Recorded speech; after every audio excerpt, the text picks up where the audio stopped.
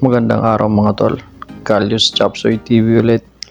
Isang baguhang magmamanok na tulad nyo na nangarap na makasabay dito sa ating larangan. Aminado po ako na marami pa po ang aking dapat malaman at mahaba pa po ang aking kailangang lakbayin para mas matutunan ko itong tinahak ko po na daan.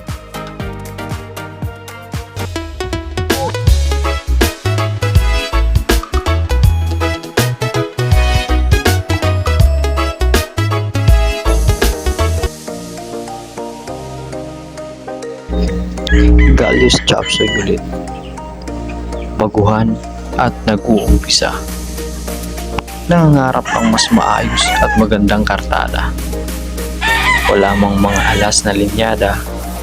Asahan niyo pong papalag kahit saan mang entablado tayo pagtagpuin ng tadhana. Kulang pa sa panahon. Bata pa, ika nga. Alam kong ang aking distansya sa mga nauna ay milya-milya.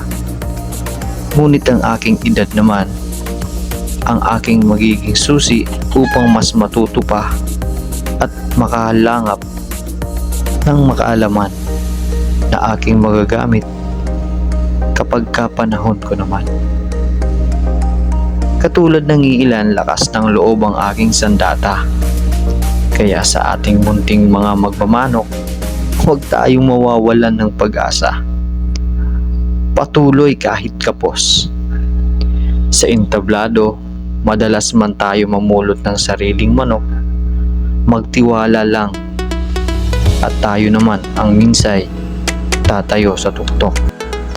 Sa larangan natin, walang nanatiling nasa rorok, kaya't maging malakas sa pagtanggap ng pagkatalo at pagsubok.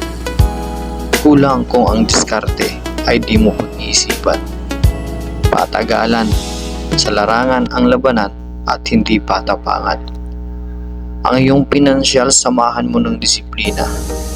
Kung mag-uumpisa, dun na tayo sa subok na. Laging unahin ang realidad.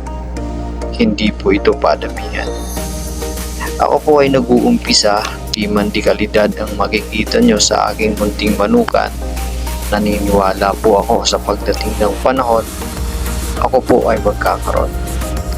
Dahil ako po, si Kalyus Chapsoy TV, may pangarap, pinagsisikapan, at matutupad.